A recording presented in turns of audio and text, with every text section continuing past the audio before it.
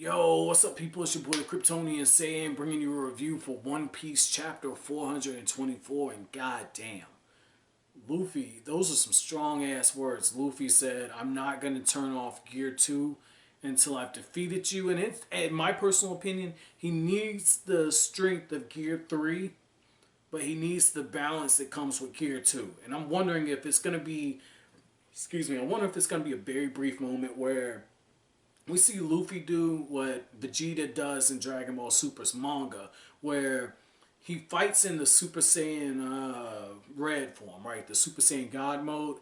But just as he begins to land that crucial shot on you, he switches into blue because blue has stamina issues and can't maintain it for a long time. And so that's his way of maintaining balance while also exerting maximum force when he attacks by going into blue. Now I'm wondering if we're going to see a situation where Luffy fights in Gear 2 and just as he goes in for the real hard rough shot, goes into Gear 3 to kind of just take Rob Lucci off, because we've seen it. A direct shot from Gear 3 is enough to take out Rob Lucci. And I think Luffy's got enough information where he realizes it. So with that part out of the way, right? The fact that Luffy has resigned himself to not leaving until he defeats Rob Lucci, I gotta talk about Zoro, man.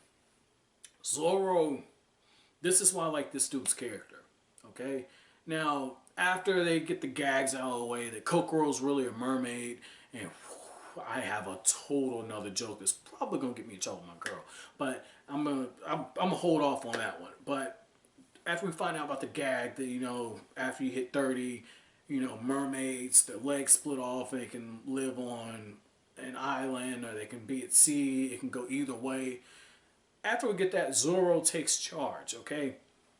And that's what I mean. Zoro could be his own captain. Like, I could see Zoro in a position where Zoro, if he didn't meet Luffy and he didn't join Baroque Works, where Zoro is leading a team of bounty hunters, where he has like guys like Yasuka and Johnny working with him. So Zoro takes charge. He tells everyone, like, look, I have a bad feeling that these ships, the storm's coming after they realize what happens on the main bridge. And he tells Usopp, like, look, this is our only getaway.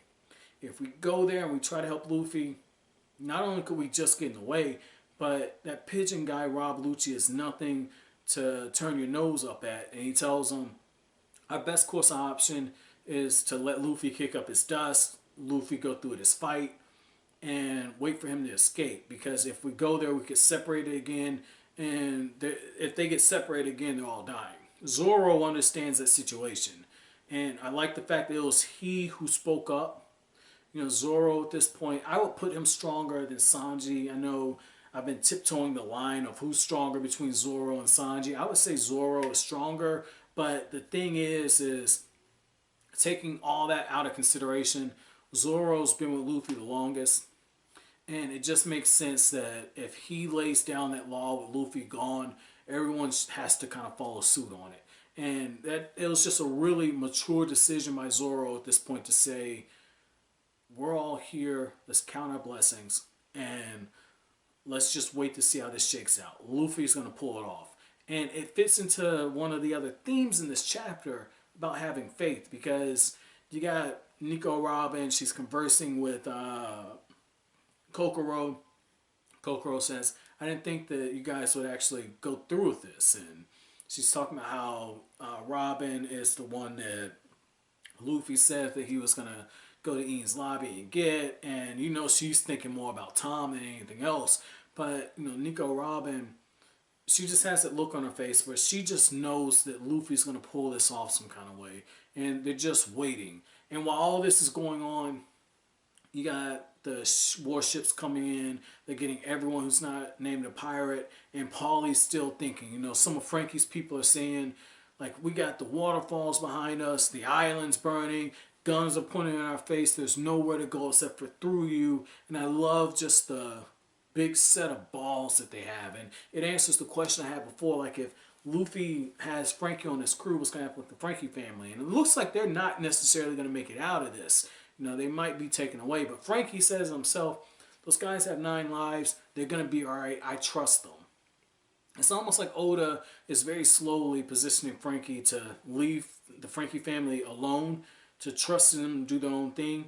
And then he joins Luffy, and they'll just be like honorary Straw Hats at this point. But, you know, not traveling with them, but they're always like a call away, if you will, with the transponder snails. But what's really cool about all of this is Oda introduces more world building. Fishman Island, you know, when Sanji's like, but mermaids, they're supposed to be, you know, he's coming very close to saying mermaids are supposed to be beautiful, and Kokoro's clearly not beautiful. Like, Kokoro's had a few too many hot dogs or whatever, and, you know, she's got confidence in herself, man. Like, she's putting on the pants, big bubble gut spilling out. You know, Kokoro is just like, hey, I love myself. And there's something to be said about that. You know, when you're that confident in your body, regardless of how it looks, like, you're all right with me in my book. But I understand where Sanji's coming from, man. Because I totally thought it too. You know, it's just Oda basically saying, like, Sanji's the audience right now. But Fishman Island, I'm wondering, is that going to be the next place that Luffy and them go? Because it just seems odd to kind of throw it out there. If you ever go to Fishman Island, you'll see what I'm talking about. It just seems odd for Oda to mention that and then not follow up on it. And if that's the case, we could see a connection with Arlong, man. Like, that'd be pretty cool to kind of see that. But, you know, overall, this is a really, really good chapter. I'm not going to tell that joke that I was going to use, because, again, it'd be wrong if I say it and I'm editing and then she walks in and she's like, oh my God, I can't believe you said that. I don't really want that. I'll just say, you know, there's a, if you guys can figure it out, I'll just say that there's a saying that when you hit a certain age, you hit a wall. If you can figure it out, you know, I think there's a certain segment of my viewership that's going to know exactly what I'm talking about. But overall, if you like anything I had to say, don't forget to comment, rate, subscribe, and share. Thank you so much for watching, guys. Have an awesome day.